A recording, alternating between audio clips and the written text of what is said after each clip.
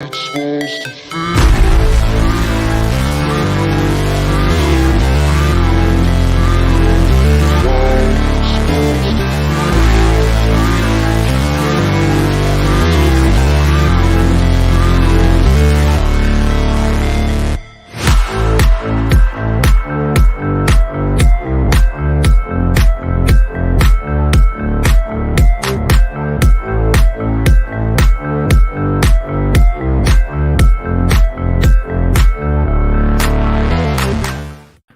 Yo, yo, yo, good morning. Welcome to Starbucs. I'm your host, Anthony DiNardo. With me, we got Jim Rosati. Top of the morning, Jim. Good morning, DiNardo. Nice of you How to you doing? nice of you to join in. You're welcome. You know what's funny? So I Um, actually had a dream last night that I overslept. You had a dream that you overslept. I had a dream that I overslept the podcast, and then I woke up at like 7:30 or something like that. And in the dream, I picked up my phone and I texted you, and I was just like, wow. "Oh shit!" But turns out I was here on time. You were late. Yeah. You know what happened was I didn't dream. I overslept. Yeah. Luckily, I don't even know how I woke up. I don't remember any alarms. I mean, it's Starbucks. You know how we go, right? It's always 7:00 unless we Right. sleep in. It's scheduled for 7, but you should know that it's not going to be 7. Probably. If you've been around these parts before, you'll know that it usually doesn't start on 7. But no, for real, I just I don't remember any alarm going off. Nothing. I just happened to literally consciously wake up and look at my phone and saw it was like 7:00. I'm like, what am I doing up? But then I saw the notifications and I saw a text in your name. And I was like, oh shit, it's 7:00. Let's get going. So yeah. But we're here. Listen, We're here. I'll say this for the Yeah. very first reintroduction of Starbucks, right? We haven't done this since we've been on Pittsburgh baseball now. Yeah. This is our first Because time. we've been typically going every day. So I we know. haven't had the need to do a Monday morning podcast, but this past week I was gone for work and we didn't do much because of that. We all had busy weekends this week. But so yeah, a good time to do it. But seriously, for it being the first time we've been doing it for how long? The fact that we started at what, 7:11, 7:15-ish, something like that, not bad. 7:15. Yeah, we'll Not take bad. it. Yeah, we'll take it. So maybe we should get into this and start talking some Pittsburgh Pirates instead of gloating about how terrible we are. Yes, let's do that. So speaking of terrible, the 55-92 Pirates. Hey, there was they made history yesterday against the Mets. Great. Yeah. Wonderful history. They made history against the Mets yesterday. They tied a Major League Baseball record for the most strikeouts in a 9-inning game. And honestly, they should have broken it. In the 9th inning, they only struck out one time in the 9th inning. Otherwise, record would have gone down. Like they would have it all to themselves. I mean, just typical Pirates, just can't come through. Jacob deGrom, though, yesterday just mowed through this lineup, except for one guy. 8/9 of the lineup. 8/9 of the lineup. Should we talk about the player that he didn't mow through? Sure, let's do it. Are we allowed? Will that get us hate? Because God forbid we talk about the guy who's on pace for a 30 home run, 100 RBI season. That's a bust that is just terrible. And he's overhyped. And what are you doing talking about this guy? He's batting 199. Yeah, let's talk about him. All right, let's do that. Yeah. So Oneil Cruz, I guess I'll kick it off. Speaking of kicking off, Oneil Cruz kicked it off yesterday with a double. Yeah. Let's say this. Like, I guess let's preface this whole thing. Yes, Oneil Cruz has struggled mightily. Yes, Oneil Cruz finally went into the leadoff role, which a lot of us have been talking about. Let's get him some lineup protection. Yes, since being there, Oneil Cruz has dominated. And yes, in the last week, Oneil Cruz has been ice cold. Jacob deGrom takes the mound. All of that. Get out of here, buddy. Opens it up with a double. Ties it with a home run. So kind of crazy. So Jacob, the stat came out yesterday. Jacob deGrom has only given up leadoff base hits twice this season. Both have been to Oneil Cruz. And no, it was pretty incredible because deGrom dominated yesterday, right? So he goes those 5 scoreless, strikes out 13, and then he gets, we get 2 base runners on in the 6th. And then next thing you know, 3-run homer, Oneil Cruz, game's tied. So this whole dominant start by deGrom, dude doesn't even qualify for the win now. Typical Jacob deGrom. Typical Jacob deGrom. Doesn't even qualify for the win anymore because of game-tying 3-run homer by Oneil Cruz. And then that was it. deGrom was pulled after that. So you say 2 guys got on base. One wouldn't happen to have been Jason DeLay, would it have?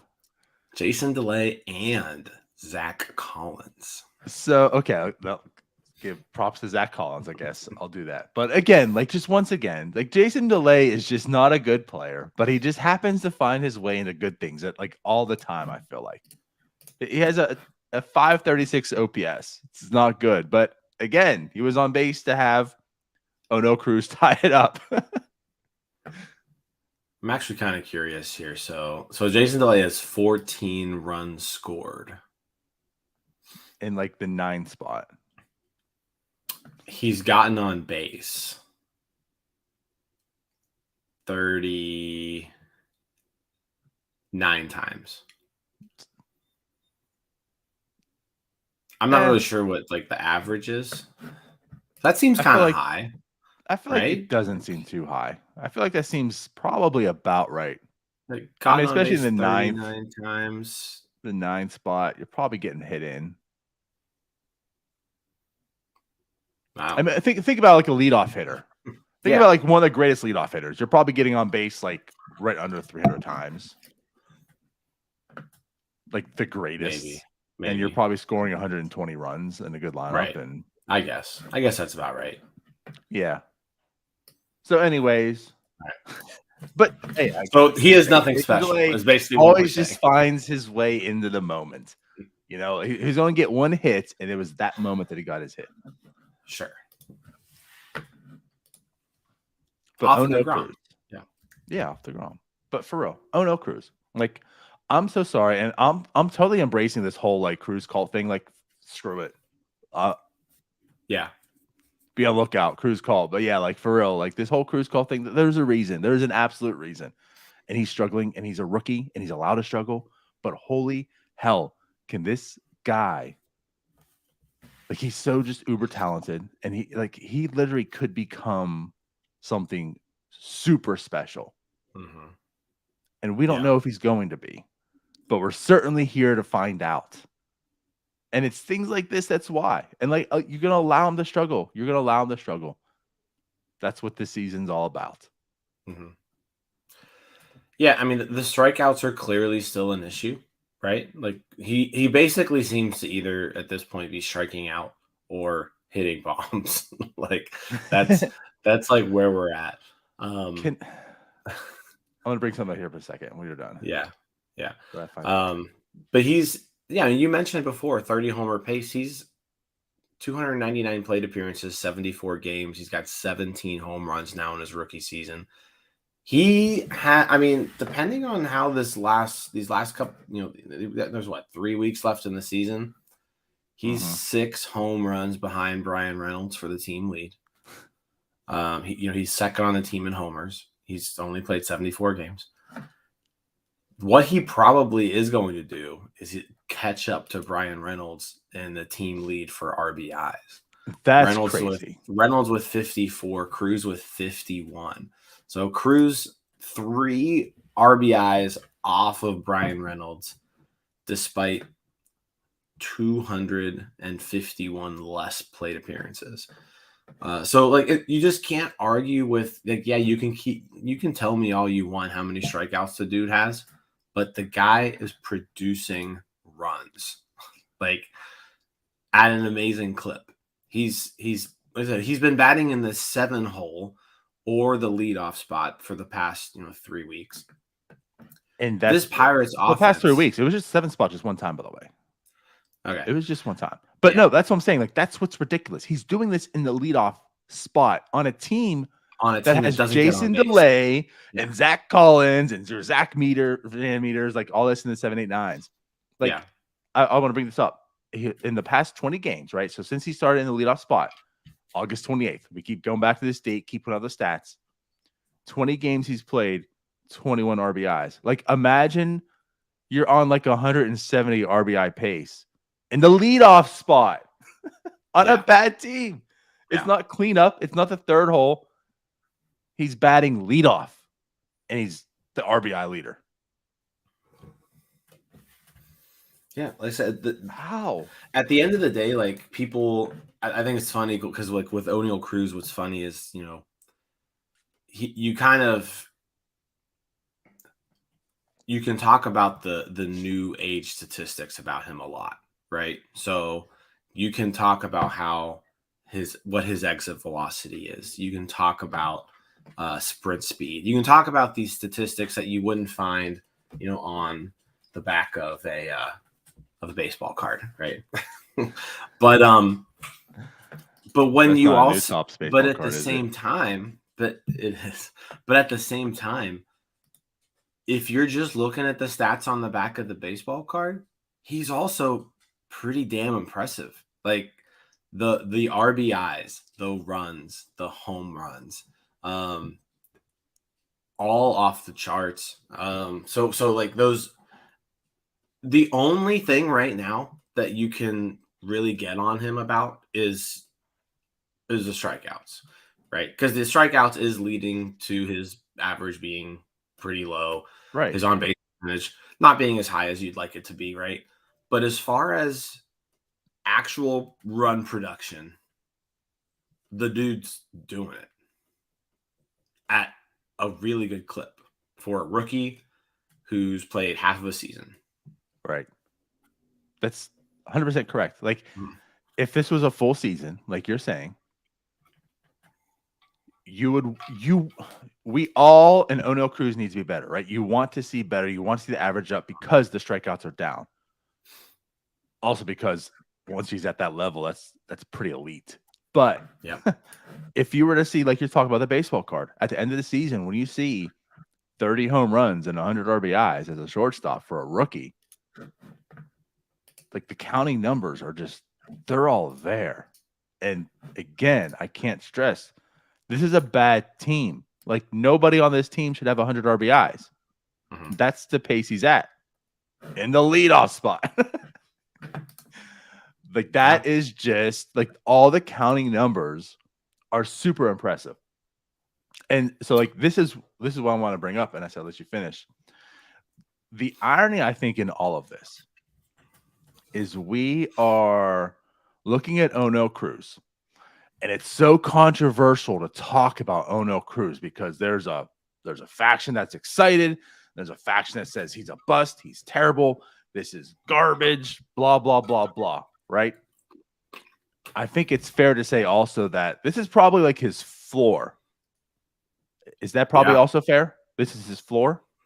Yeah, he hasn't. I would say his floor was. I don't know if this right now, what we're seeing is his floor. Okay. Are you sure? The power's damn good right now. That's what I'm saying. That we knew the power is good. I could see the power maybe not being this good. Okay. I mean, just to kind of give you an idea, he was called up on June 20th. Since June 20th, he has 17 home runs, which is tied for the major league lead in home runs by a shortstop. Willie Adames also has 17, who, by the way, is having just an incredible season with Milwaukee. But 17 his homers batting average, for by the way. 259. Oh, I thought it was worse. Okay. Adames. Top of my head. I'm talking about since June 20th. So I'm just looking at since June 20th. Oh, right. Adames, 17 homers. Cruz, 17 homers. But Cruz, more homers than Carlos Correa, Corey Seager, Bo Bichette, Francisco Lindor. Like, the power is insane. He is the third most runs batted in of any shortstop since his debut, behind Adames and Bichette. Like, the guy's just flat out producing, and again, like, he's not. We're watching him, and we're like, he can do better.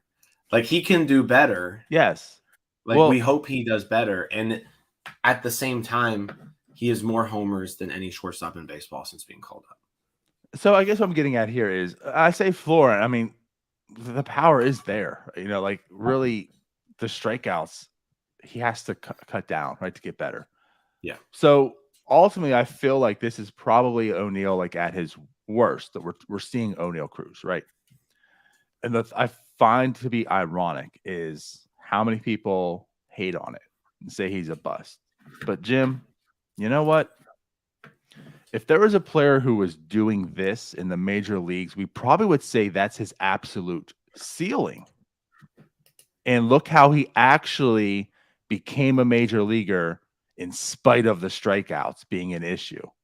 And that's Mason Martin. If Mason Martin was here and he was doing that, let's be honest right now and call it out. Like, if Mason Martin was doing this, you and I would say, I didn't expect this from Mason Martin. This is literally what we're talking about. If Mason Martin could do, if you could live with this 40% K rate that he's probably going to have as a major leaguer, but he was doing this, you know what? Mason Martin did it. And we would be praising Mason Martin and saying how he's doing what you expected him to kind of hopefully do. That's his ceiling.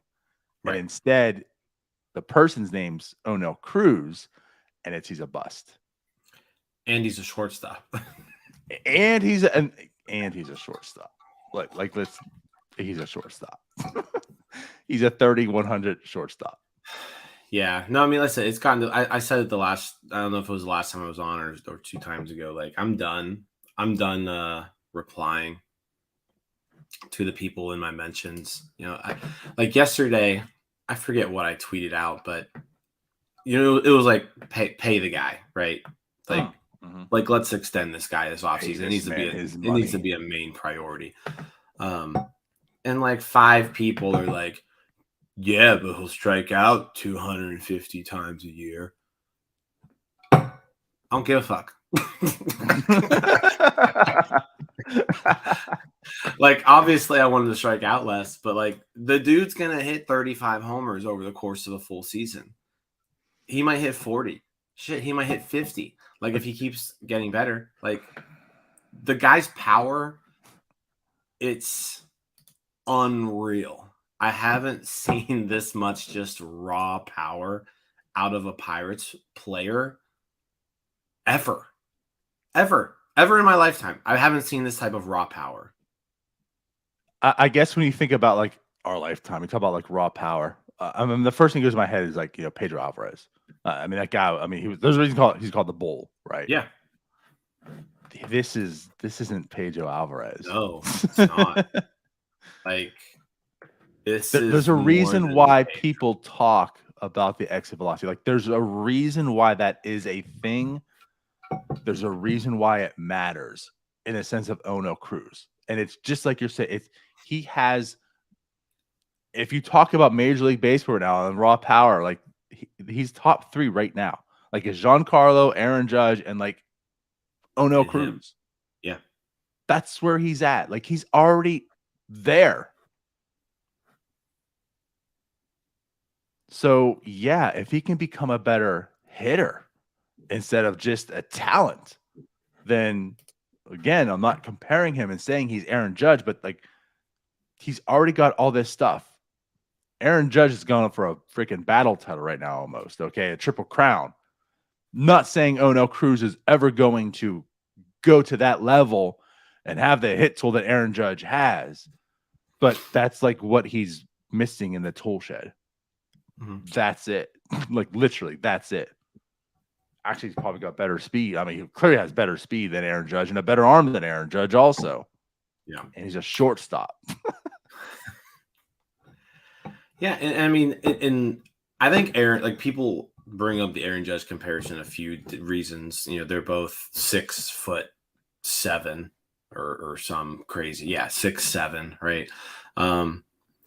The difference here, and they're, you know, Judge struggled his first time in the majors, like struggled mightily, struck out 44% of the time. He was worse than Cruz in that regard. He hit 179 his first season. But then like he started to put things together where he started walking a lot more. You know, he cut down the strikeouts to like a 30% area. And then that's when you got, you know, Aaron Judge, the superstar, right? And so I think that's what we're saying. Like Oneil Cruz right now, the raw power is just incredible. The strikeouts, I think he's at 38% currently, which is high. Like, you know, that's pretty dang high. Yes. But like if he's also only 23 years old. He's younger than Aaron Judge was when Aaron Judge struggled, you know, for his first time in the majors. And you're already seeing, especially the last, you know, calendar month or so, Cruz looks a lot more comfortable up there. He does. Like yeah. I mean, despite this last week, he struggled, you know, the past like 5-6 games or whatever.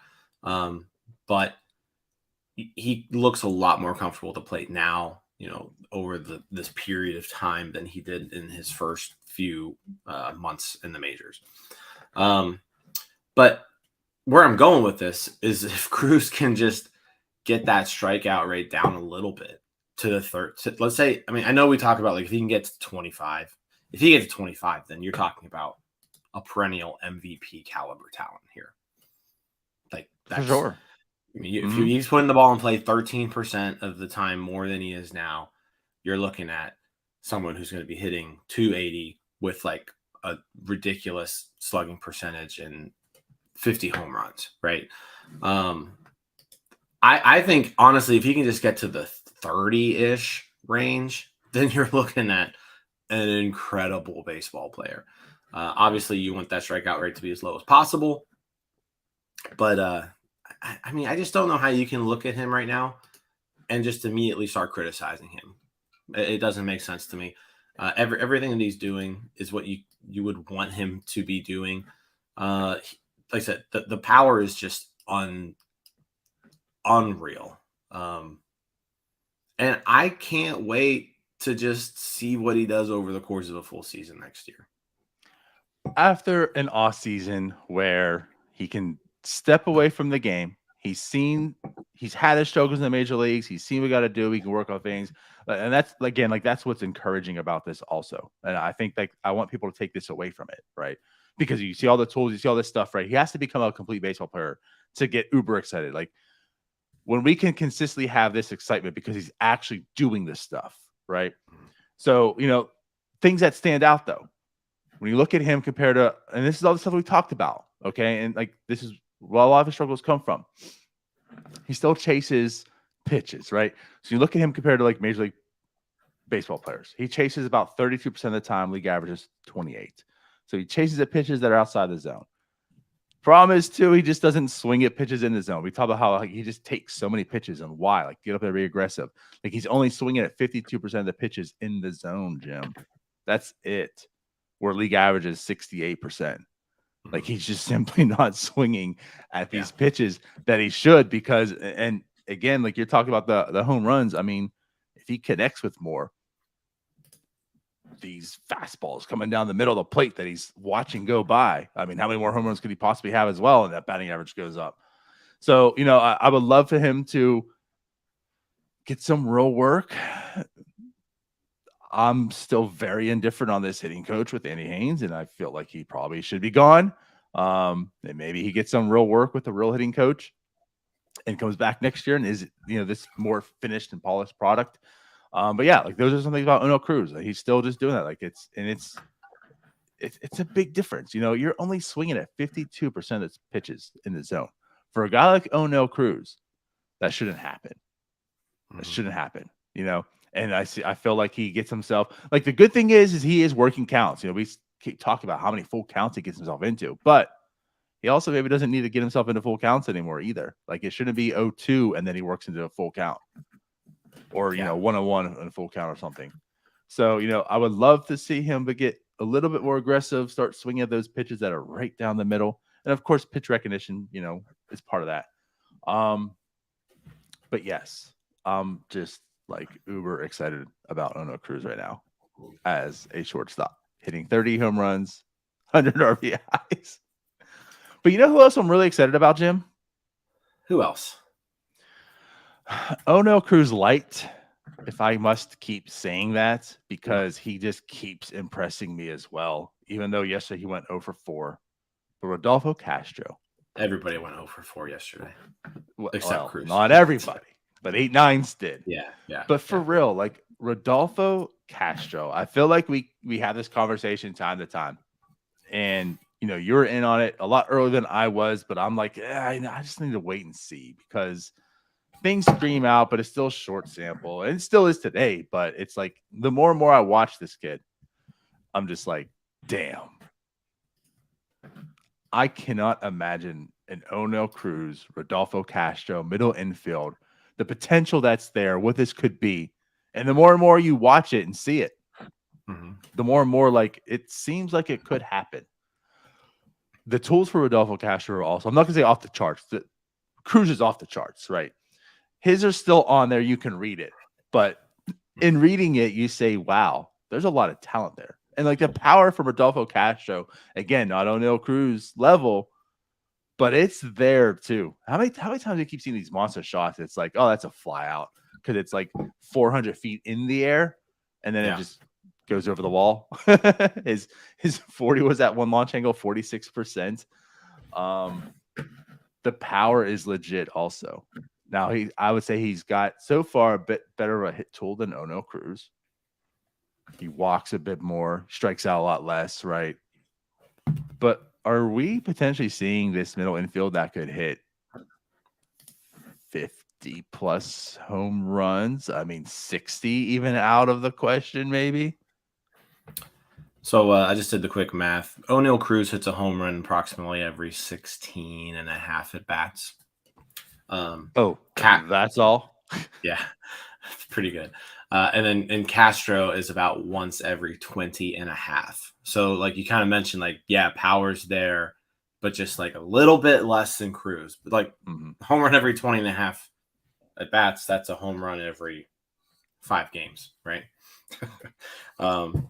You spread that out over the course of a season, that's 30 home runs for Rodolfo Castro, right? So yeah, we talk about like the potential of what this middle infield could do, playing a full season together, and really just not even getting better, just like doing what they're doing now, but like over a course of a full season. You're talking about Castro 25 to 30 homers. You're talking Cruz 35 to 40 homers. That's just incredible power out of your middle infield. And it's nothing that we've ever seen before here in Pittsburgh. Like, we just haven't.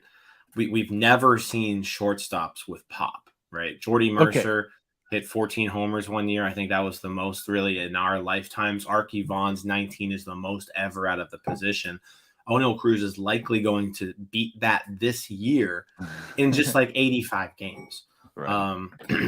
And Castro, I feel like Castro, I think could at least be, as far as production wise, if we're kind of comparing him to another second baseman, like I don't see how Rodolfo Castro can't produce like Neil Walker at this point. Right. And like, if you get Neil Walker like production out of Rodolfo Castro, and I'm talking, you know, more power than Walker, but clearly, you know, when you like look at the numbers and weighted runs created plus and all that, like I see I see a Neil Walker type player where, overall an above average hitter, but out of your second base position, like you'll take that all day. So like when you talk about we've never seen this, in Pittsburgh, I just feel like forget even just the middle infield talk in general. Like just think just the power in itself. The closest you saw, and we talk about Pedro Alvarez, who was the home run king one year, which 37 home runs was it? I think the 36 or 37. It was one of the two, but regardless, right? He was the home run king the 1 year, 36, 37, right? So he was the home run king, Pedro Alvarez. Yeah. And then he would say probably Kutch is, up next with like his 20 something. So that's like your third baseman, which should have power, and like a center fielder, which, Andrew McCutchen was an MVP player. You expect that type of production. Mm-hmm. So we're talking about we've never seen this in Pittsburgh. Like we've never seen, I feel like we've never seen an Oneil Cruz in Pittsburgh, as you mentioned. Right. And he's a shortstop. And like the counterpart, like who could be second in home runs is your second baseman. Mm-hmm. That's just impressive. Like just the combination, the closest you've seen of what this could be. And again, it's all potential, right? But that's why we're salivating at this, because the potential of what this could be power-wise, so take a step back, put words in our mouth, power-wise, the closest we've seen is like Kutch and Pedro. Yeah, power-wise. And that's coming from your middle infield. That's coming from your shortstop and second baseman. And again, like with Rodolfo Castro, I'm sitting here and I'm still like the book's out. I'm still not ready to go all in, but I'm seeing this now. And since his last recall, as we keep going back to, it's now 144 plate appearances since then. So like the sample size is lengthening, right? It's getting more and more sustainable, if that sense. Mm-hmm. 132 waves runs created plus. Now, before yesterday went over 4, since his time up, it was, oh God, now I forget. I tweeted out there. It was the 13th, I think, highest weighted runs created plus in that time frame. It was up there. It was like in all of baseball. In all of baseball. Rodolfo Castro. Actually, I think it was 9. Take it back. I think it was 9. I think he was the 9th best hitter since his recall. I think you're looking up the numbers. That's good. So I'll go back on it. But since his time up, 261 batting average, 313 on base, 530 slugging, 144 plate appearances, 39th best in baseball. Weighted runs created plus? Yeah. Qualified? Yeah. Since August 9th? Yeah. That's what your tweet said. Okay. Well, then you're correct. If that's what my tweet said, then you're correct. And that's where the 9 came from. I just forgot the 30. Just a small number. Okay, so 39th best. That's what it was. Mind you, that's good. So like Rodolfo Castro is really making me wonder. And I think that's a good thing. Is he the future of the second base? And once again, the ceiling is like no one has a ceiling like him right now. Honestly, like if you look at like Nick Gonzalez, look at the guys that you expected to be the second baseman, right? Because I don't think anyone was like looking at Rodolfo Castro, especially after last year's call up and everything, like the future of this team, right? And like you look at the ceilings, a lot of these guys, I think Castro crumbles them. If he hits it, it's one thing. I think I'll disagree with you a little bit there.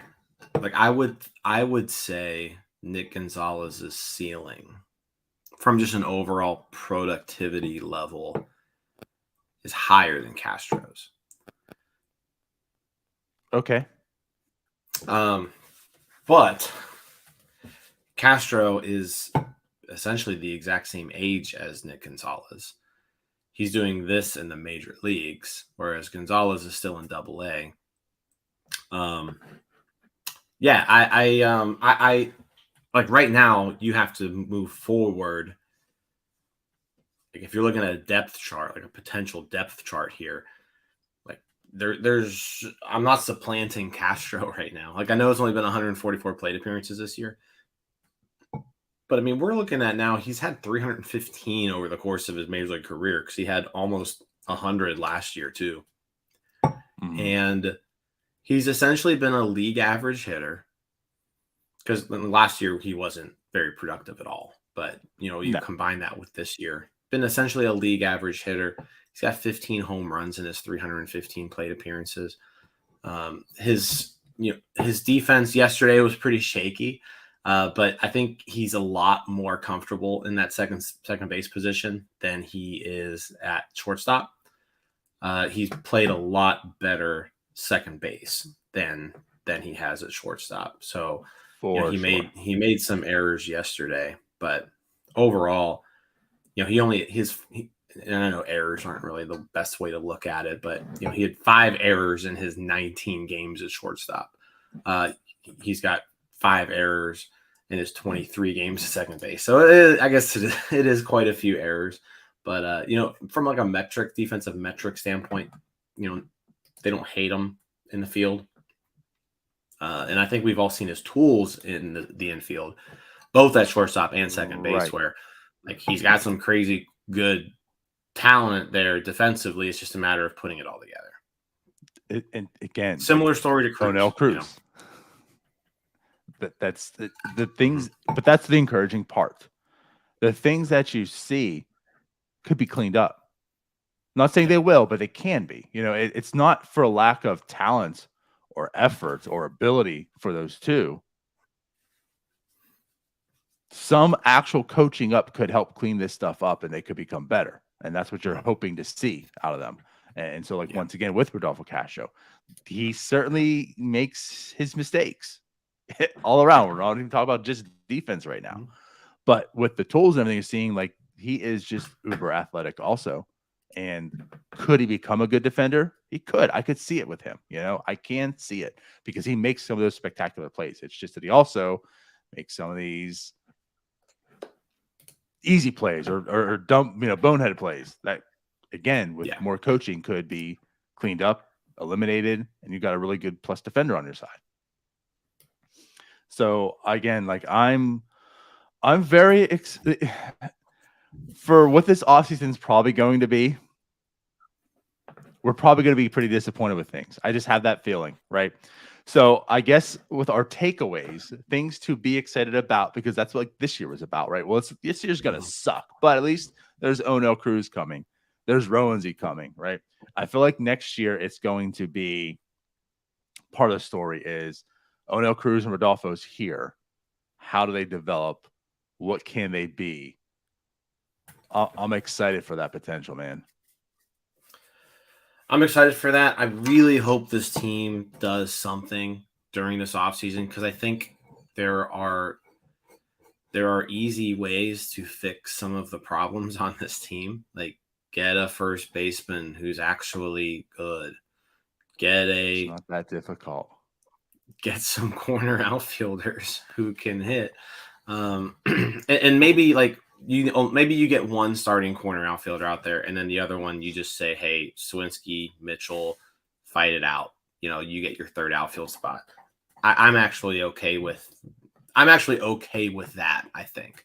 Now, both of them need to be able to hit more, if you want to be able to compete. You can't have a corner outfielder who's just a league average hitter. That's not good. Your corner outfielder needs to be a good hitter, right? It can't be, which he wasn't even league average, but again, and this thing too, it can't be these scraps. It can't be the leftover. That's what go to. It can't be this team does need some real leadership. I've been just clamoring on that because that's what it needed this year and it didn't happen. Again, I can't stress enough. Brian Reynolds is your guy, and he's seen 5 losing seasons.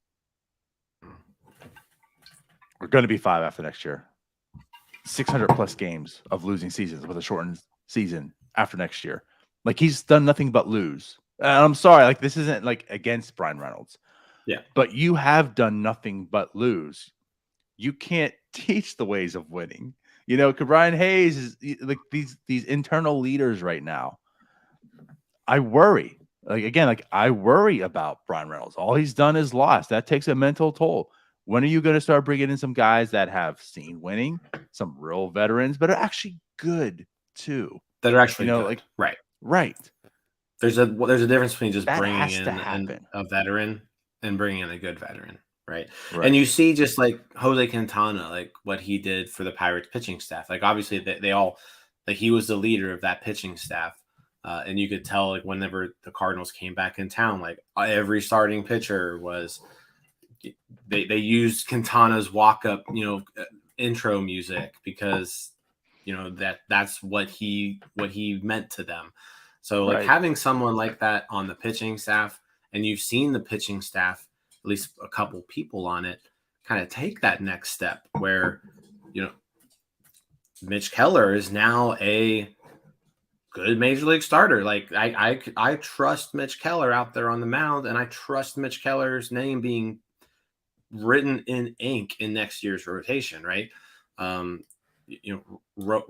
Contreras came up to the majors and immediately fit in, right?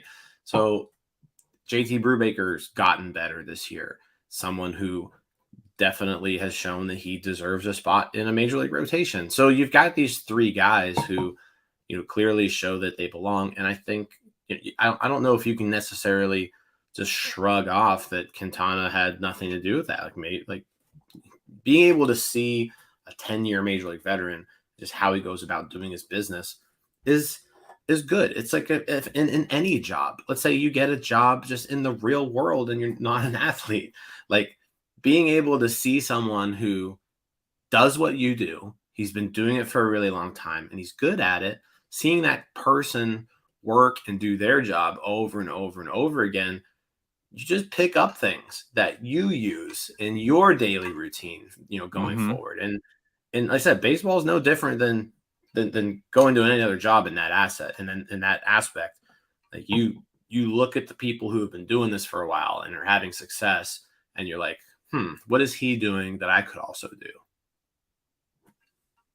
There's that, yeah. And like there's a thing too of like being coached at and being coached with, and that's the one thing with coaches and stuff. I mean, honestly, this goes back to just the simplest. Think about, your parents, like your dad coaching you. How many times you go to a coach or something, your dad's always like, "That's exactly what I told you to do. How come you can do it?" It's because it's your dad. Like you don't want to listen to them, And I'm not saying like they don't want to listen to Shelton, but like he's the coach. There's not that relatability where the player that's doing it right next to you, when he starts talking and saying, "Hey, watch this, do this," and you're like, "Oh, let me do that." Like, there's just something with that. There really is. And again, like the being coached at and coached with. Like, yeah, you're telling me what to do. Great. You also started Josh Faminer yesterday. Screw you. Right. I'm not going to listen to you. But then there's the guy next to you. I'm like, hey, man. Hey, kid. Let's do this. Let's do that. Watch me. And you're watching your attentive like, oh, that's Jose Quintana.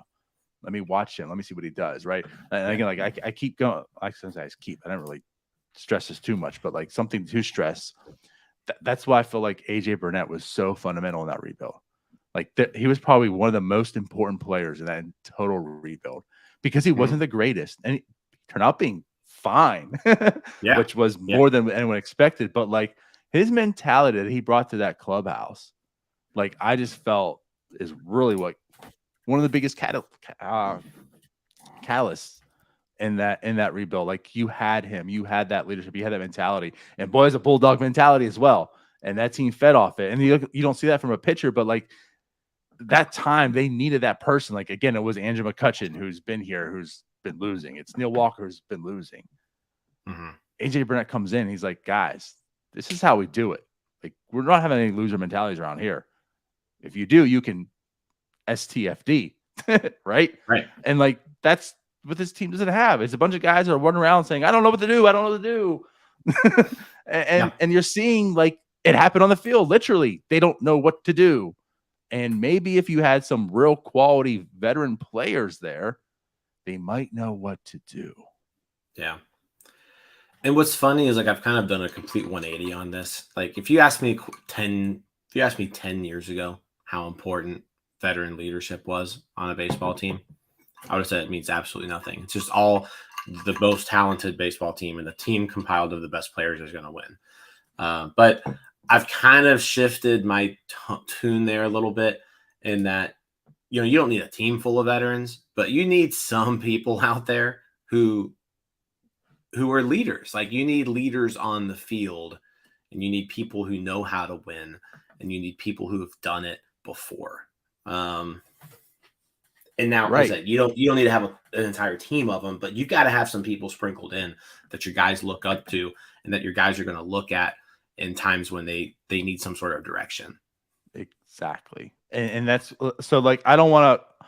We're going to move on. We're going to get to our next topic of Mitch Keller, right? But I just want to say something real quick. And this doesn't just stem from the Brian Hayes issue. We're not going to talk too much about that, right? But it's just when you see things over and over again, like Rodolfo Castro, who gets brought up a lot because of the cell phone, right? Like, you see all this stuff. You know what? Maybe you wouldn't have to expose these young, inexperienced players because they're inexperienced and they have no one who's experienced to help them out in the clubhouse. You know, like maybe if this clubhouse had a guy who had that real true veteran leadership, who actually knows how to win also, right? And again, like, it's not because Greg Allen's 30 years old that he should be your leader. He's been a minor leaguer all his life. You know, like, that's not right. Age doesn't have anything to do with it either. But like, you have a true veteran there, maybe some of this stuff doesn't happen. But you're out there exposing your inexperienced players because no one knows what to do and they're all learning on the fly. Maybe some of this stuff doesn't happen because it's like, hey, you know, it's not coming from Sean. It's coming from the clubhouse leader. And he's bringing in cash and saying, what the F are you doing? Don't do that again. You know, whatever it is, however that person relates. Again, like, think about AJ Burnett. But if you had someone in there, maybe this stuff doesn't happen as often because they're learning the ropes and the ways and they're being more conscientious of things or whatever. Again, that's all I'm alluding to. We can move on, but like, protect your young guys with someone like that. Yeah. And I wonder if some of it, I mean, it could just be, maybe it's like a language barrier type thing too. Cause you look at kind of the people who are making a lot of on-field mistakes and doing things from time to time, and they are non-English speaking people. And you look at maybe Brian Reynolds is your guy who you would look at as far as a veteran leader on this team, and he doesn't speak Spanish, right? So like, if you're Oneil Cruz or if you're Rodolfo Castro, and you are looking for like that person that you want to kind of be your veteran leader in the clubhouse, the Pirates don't really have that from a Spanish speaking standpoint. I mean, I guess you could say Perez, but I don't even think Perez is even with the team right now. Like, that's a good point. Like, you know what I mean? Like, if Perez were around and playing, like, he could be that guy, but they don't really have. They don't have a veteran Spanish speaking player on the team. Yeah.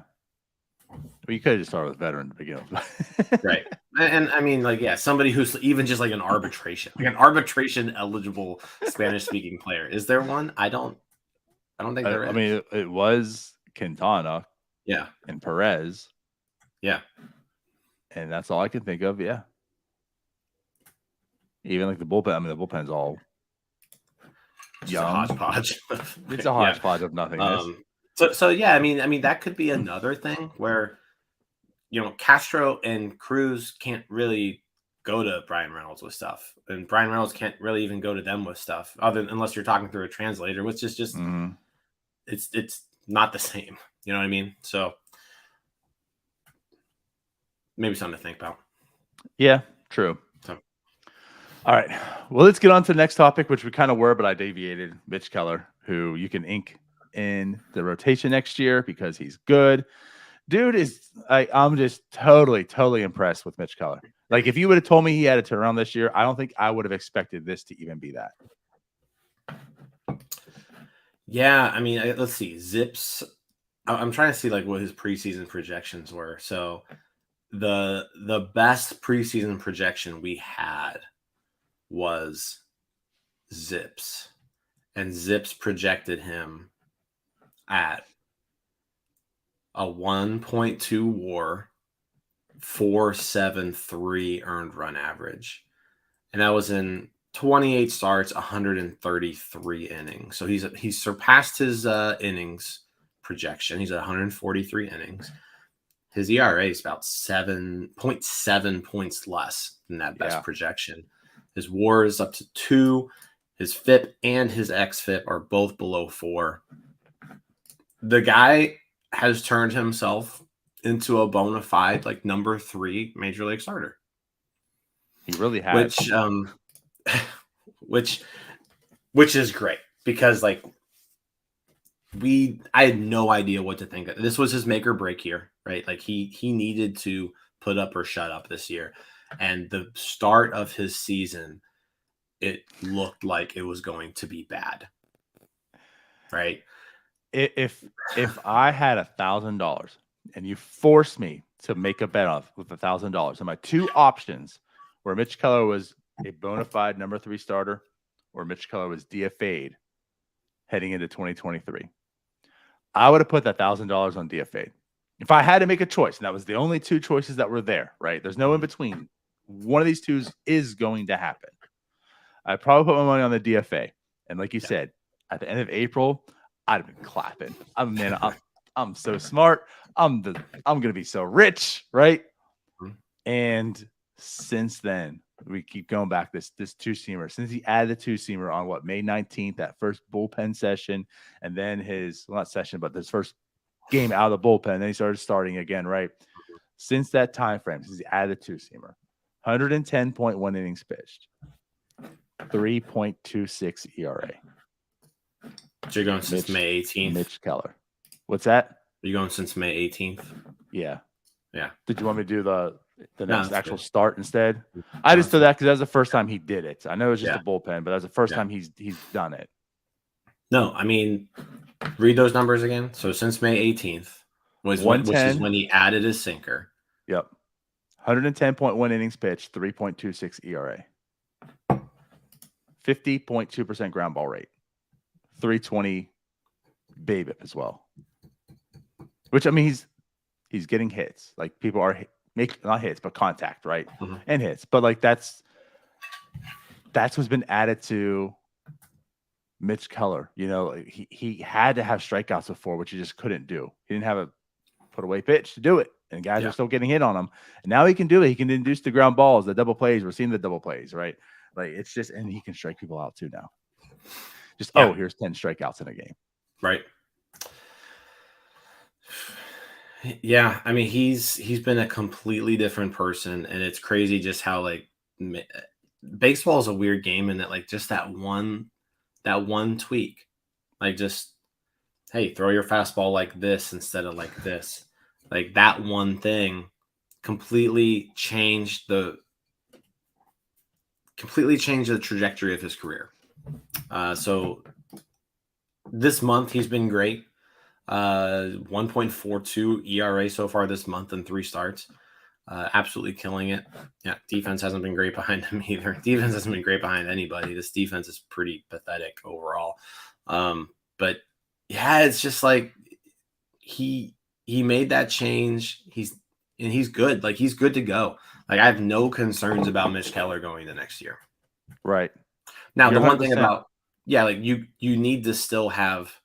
You need more Mitch Kellers because, like I mentioned before, like he's not an ace. He's not a number 2. Like, he's a league average starting pitcher now, maybe above average, but I would say above.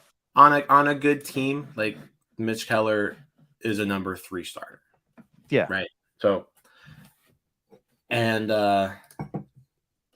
couldn't be more thrilled with that because, again, if the $1,000 bet thing. The start of this season was so bad. I thought he was done. Like, stick a fork in him. Mid-May, this guy's he's just not it.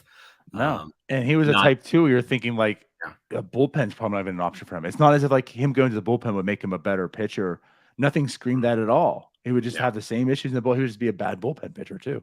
Right, and it was just like, well, what are we gonna do with this guy?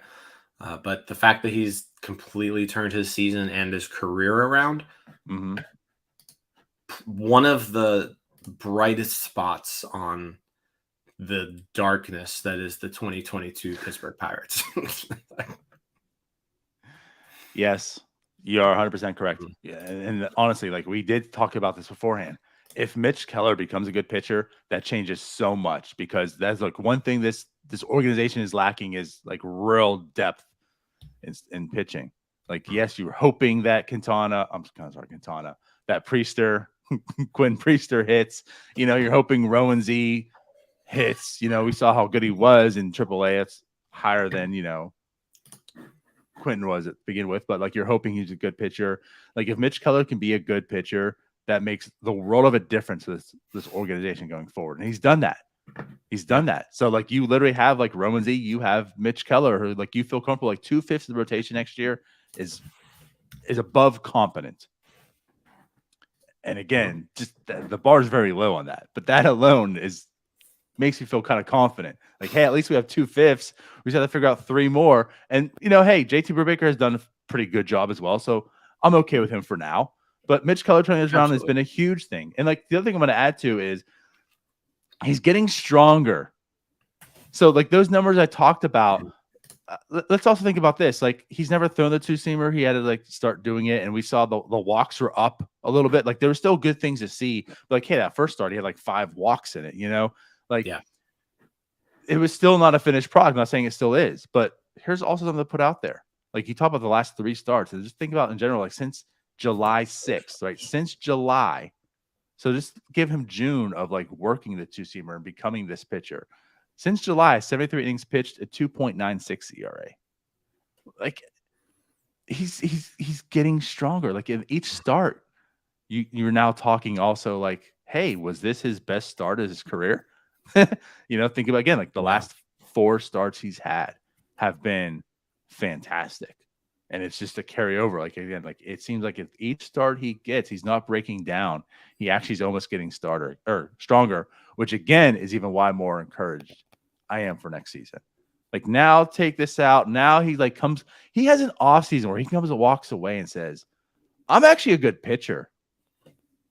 And there's no arguing it. It's not, well, my FIP showed I was a good pitcher, but I got to prove myself this year, right? Or it's no like, well, my ERA is terrible, but actually my peripherals are good, so I got to prove myself. And then just everything is terrible. I got to prove myself. Like he actually can walk away and say, you know what? I'm a damn good pitcher. I got my confidence back. Mm-hmm. And have this offseason. We know how analytical he is. We know how much of a work. I mean, this guy had a TrackMan, I think, before the Pirates organization had a TrackMan in his own house, So like we understand what he has and what he wants to do. So now he takes away that in this offseason. He does that, comes back. I don't know. Maybe next year we're talking about Mitch Keller as a number 2. I don't know. I'm just saying like this is encouraging. If he pitches a full season like he has the last 3 months, then with a sub-3 ERA, then you're bumping him up to that. And again, like this isn't saying like but like this is the stuff he's doing that you're encouraging. Maybe this isn't even like what he is. Maybe there's still some more out there, and this is why I'm talking about. This offseason, maybe he's even better.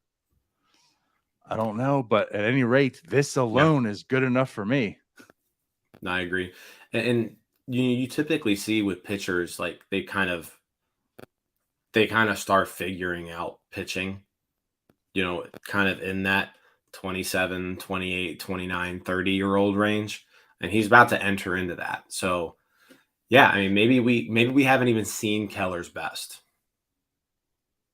It's possible. Yeah. So, another thing to watch for next year. Even if this is Keller's best, like let's say, since May 18th or whatever, when he added that, since May 18th, if this is Keller's best, I'm happy. I'm with that. Very happy. But like if he's better than this, that's huge for this team. So Mitch Keller, good. Cruz, Rowan Z, the potential is sky high for that middle infield. And I guess, how do you want to end this? Talk about the Pirates. They swept and then got swept. Yeah, I mean, it was just it was interesting. I mean, that Reds lineup and I know the Pirates lineup isn't necessarily like something to be excited about, but day in and day out. But those Reds lineups that we were facing, they were bad. The Reds are bad right now. Even like so are we. But so it was crazy though. I mean, you get the 4-game sweep against the Reds, then you immediately go into New York and you get swept by the Mets. it's just one of those deals where this team, in order to beat good teams, everything's got to go right for this team, and they're just that it's hard for that to happen for these guys right now, mostly because the lineup is so spread thin. There are a lot of people in this lineup getting at bats who shouldn't be. And there's some people who, who should, like, this is the time to play them type of deal, but they're like, there are people on this team who are getting at bats and they just shouldn't be at this point. Yeah. I mean, and then you're from a right. And pitching then also standpoint- that there's some that should be, and I mean, they're struggling, Yeah. but they're allowed to struggle. That's what this year is going to be for them. Like From a Jack pitching Swinsky went over standpoint- 4 yesterday with 4 strikeouts, and that's not good, but yeah, you're starting Jack Swinsky at this point. From a pitching standpoint, the bullpen is just completely awful right now. Completely awful. So even when the starter goes 5 or 6 innings and pitches competently, which they have been, like for the most part, the starting pitching has been okay. Even the bad people, like Bryce Wilson, sucks. But Bryce Wilson only gave up 3 runs yesterday. He only went 4 innings, but like it's not like Bryce Wilson let the. Oh, I'm talking about night before. Bryce Wilson only gave up 3 runs. Oviedo only gave up 3 runs. Like, so they're not letting like the wheels. Luckily, he only gave up 3 right. runs. They don't look good doing it, but they don't let the. Oh no, Wilson gave up 4 and 5.1. Okay. Right. But at the same time, like none of them are busting and giving up like 7 or 8 runs. I don't know, man. I mean, I get what you're saying, but I just look at this like no. The starting pitching hasn't been the reason for losses. 2/5 is, especially now because JT Brubaker's on the IL. Like it's Roansy and Mitch Keller, and after that, it's terrible. Now, this guy. But are they the reason why we're losing? Luis Ortiz is intriguing. We saw his 1 star, so maybe 3/5. But no, I mean, when you had again, Oviedo's a reliever. You've had Tyler Beatty have stars. I mean, no, like 2/5 of the rotation has caused losses. I'm sorry. Okay, you're right. The start of the game, 2 out of every 5 games, you started saying this is going to be an L before you even began. You're right. But that has also more to do with the offense is not capable of scoring more than 3 runs, basically. Well, like if you had an offense who could score everything 7 comes runs together from time to time. Like if you had an offense that could score 7, like on a regular basis, or 6 or something like that, then you can still win some of those games with subpar pitching. But they can't do it. If they don't give up less than 2 runs, they're like not winning a baseball game. And a lot of it is just because the bullpen is just completely inept right now. They're terrible. It's terrible. So bad. Yep. Everyone's overworked. Everyone's just bad. Injured. Hey, David Bednar's, I guess, 1 more time in Indy, and he'll be up hopefully this upcoming week. So, which will help. I just want to see David Bednar. Just seeing his face will light up my day, and not Dylan Peters or Chase DeYoung. Well, Dylan Peters is gone now, but you know, like, even Will Crow to a point now. I mean, again, this is I warned everyone he's going to be very, very bad. He's going to have bad numbers at the end of the year, but it's not his fault. It's not his fault. He has to go there and pitch 4 innings every day. And his numbers aren't necessarily bad. They're just normal. Yeah, but there's still time. And come October 7th, they probably will be. He's trending downward. That's for sure. But yeah, I think right now it's just I'm excited to see more Luis Ortiz. Just you've got to be intrigued about the stuff. Starting pitchers just typically don't possess that kind of stuff. No. So yeah, I want to see more of that. Looks like Brubaker's still in like the 4th inning. Jeez. Yeah, Brubaker's probably done for the year if I had to guess. When you put somebody on the 15-day IL with this much time to go, they're probably just saying, hey, just shut it down, right? So hopefully we get like maybe 4 Luis Ortiz starts in before the end of the year. That'd be kind of cool. Maybe three starts. That's the positive. Like I never want to see people get injured. Don't want people to get injured, but No. Brubaker's injured. They said he's hopeful to come back, but I'm with you. Like why do it? But I guess the bright spot of Brubaker being injured is we do get to see Ortiz come back. Tyler and I were talking about you got to find a way to get this kid on this team again, and make more starts, and this is the way of doing it, I guess. And I'm excited for that. He's going to get his next start too against the Yankees on Tuesday night, so tomorrow night. So yeah, that'll be fun because he looked really intriguing his first time out. Yeah, he did. And yeah, now, here's I'm looking a challenge. forward to seeing more of that. Here's a potential Triple Crown winner. Right. Go face him, kid. Yeah. If anything, too, man, he looked the part. He looked like he was very confident. He wanted to be out there. So I'm excited for this matchup. Like you had that opening, start in introducing the major leagues, which was very, very positive, and your second one's thrown into the New York Yankees. So I can't wait to see that game. Yeah, it's going to be a slightly better lineup than the Cincinnati Reds that he faced his first time. Just slightly. So, yeah. All right. Well, it's 8:22. Want to get out of here? Yes, sir. All right. Thanks for joining in, this morning, Denardo. You're welcome. You're welcome. Lord knows you wouldn't have been able to kick off the show if I didn't. Nope. I would have gone. All right. Pirates are off tonight. So we will be back tomorrow to talk about the Luis Ortiz perfect game against the Yankees. See you then. Bye-bye. See you guys.